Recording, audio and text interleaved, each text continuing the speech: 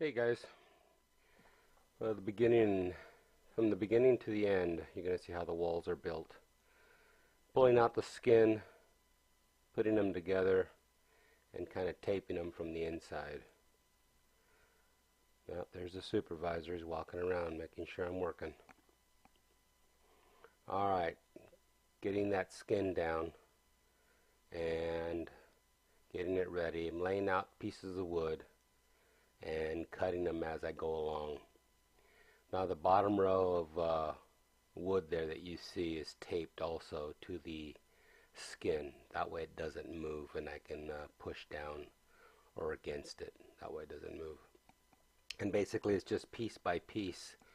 You're measuring, you're cutting, shaping, and then don't forget pocket holes and glue. That's what I use. So it's just a matter of keep adding, keep building to it, and then hopefully making it better. Now I'm always, there's my tools, showing you my tools that I use. I use different types of tools. But I'm always so looking at the trailer itself, looking at the walls, and you'll see a picture here of how the walls are on the old trailer and then the new wall that I'm making.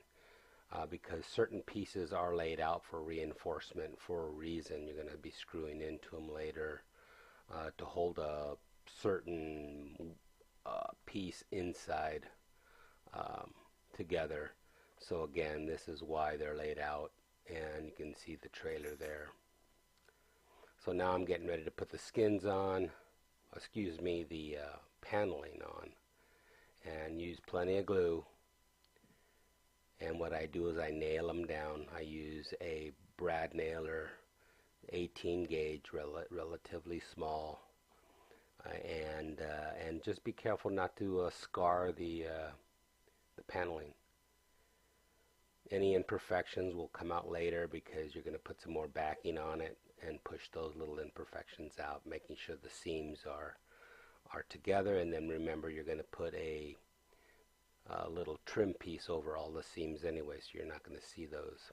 Then I'm taking the router, the trim router, and going around it, cutting it all off. And then you'll also see me cut the door on this first panel. There's the door. It gets really heavy, so you're going to need more bodies. Something this big, I needed 2 bodies to move when it was in this state, just the framing. And then when I had the skin on it, or I should say the paneling on it, it took three people to move it. It got very heavy. So again, getting ready to do the other wall, putting the paneling on.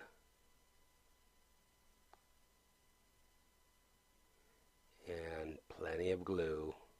Titebond 3 is what I used. Very good glue. It doesn't come off if it gets wet.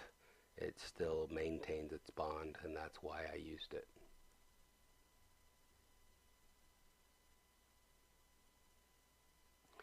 Trimming it off, shaping it. You'll see the end there. Those gaps that you see in the paneling on the left. Oh, there's the supervisor's assistant. He's looking at me, staring at me. There's the supervisor looking out at the work I'm doing. Alright, he's looking at me. I better get back to work.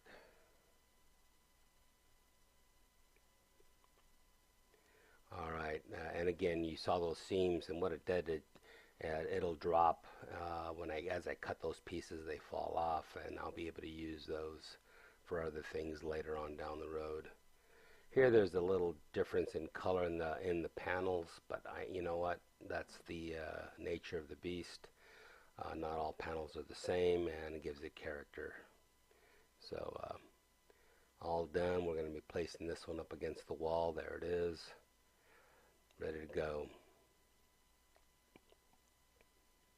So the first panel that I got done was the curbside with the door entry, and then this last panel that we got done right there that you're looking at is the street side panel.